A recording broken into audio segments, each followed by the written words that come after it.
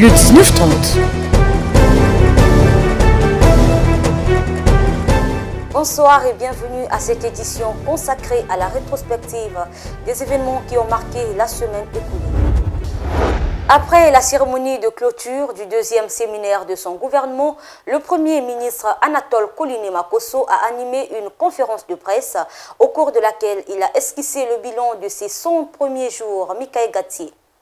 Cela fait exactement 100 jours que Anatole Koliné-Makosso est à la tête de l'exécutif congolais. Pour faire le bilan de son action, il s'est prêté au traditionnel exercice de questions-réponses avec la presse nationale et internationale le 18 septembre à l'issue du deuxième séminaire gouvernemental. La relance économique, le social des Congolais notamment, la disponibilité de l'offre en eau et en électricité, toutes ces questions ou presque ont été passées au crible. Pour le Premier ministre, toutes ces questions qui font partie des priorités de son gouvernement, qui depuis sa prise de fonction s'attelle à y remédier progressivement. La qualité du service de distribution de l'eau et de l'électricité a fait l'objet de débats au cours de notre séminaire.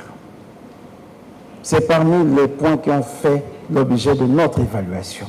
Bien entendu,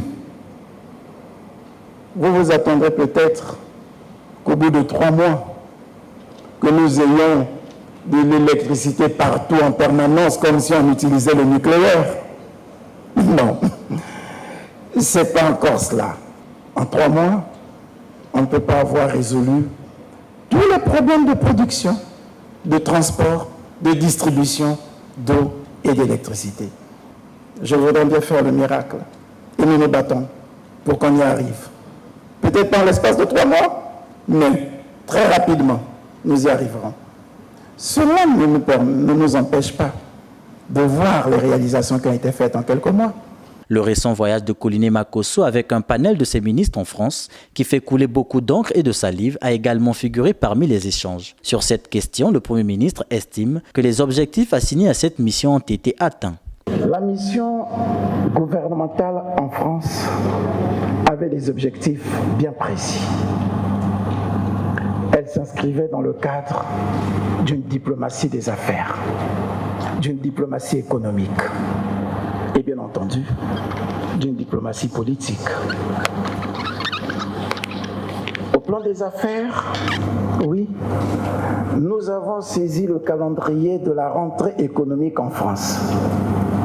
Avec le MEDEF, avec la Chambre de commerce de Paris, sachant qu'à cette période, les chefs d'entreprise se retrouvent généralement autour des universités, autour des rentrées économiques, pour que nous soyons allés vendre la destination Congo. Parce que, dussiez-vous le savoir, il n'y a pas de développement économique sans les entreprises.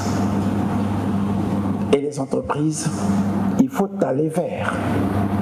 Le gouvernement s'est donné une mission, d'être ce qu'on appellerait le ver P de l'entreprise. La République du Congo, dont l'économie est en grande partie dépendante des produits pétroliers, s'est engagée dans la politique générale de sa diversification avec un certain nombre de secteurs prioritaires. Sa relance est donc une priorité de l'action gouvernementale. Cette dynamique trouve son sens dans la poursuite du dialogue avec les partenaires sociaux du Congo, dont le FMI et le développement du secteur agricole dans un sens large. Quand vous voyez le projet de société du président de la République, il commence par l'équilibre, le rétablissement des équilibres macroéconomiques du pays. Il l'a dit, parce que c'est par là que nous devons passer, parce qu'il nous faut rétablir les équilibres. Et pour cela, nous travaillons au rétablissement de la confiance avec nos partenaires multilatéraux, notamment avec le Fonds monétaire international. Le deuxième critère de la relance, c'est la diversification de notre économie. Et vous le retrouvez dans le projet de société du président de la République. Diversification de l'économie. Pourquoi? Mais parce que il n'y a pas de croissance sans entreprise, je vous l'ai dit. Et pour qu'il y ait de l'entreprise, il faut qu'il y ait beaucoup de niches économiques à développer, à exploiter.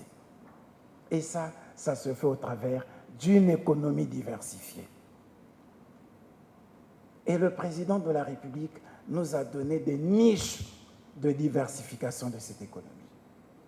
Il commence par l'agriculture, qu'il a même détaché de l'axe sur la diversification en faisant un axe principal.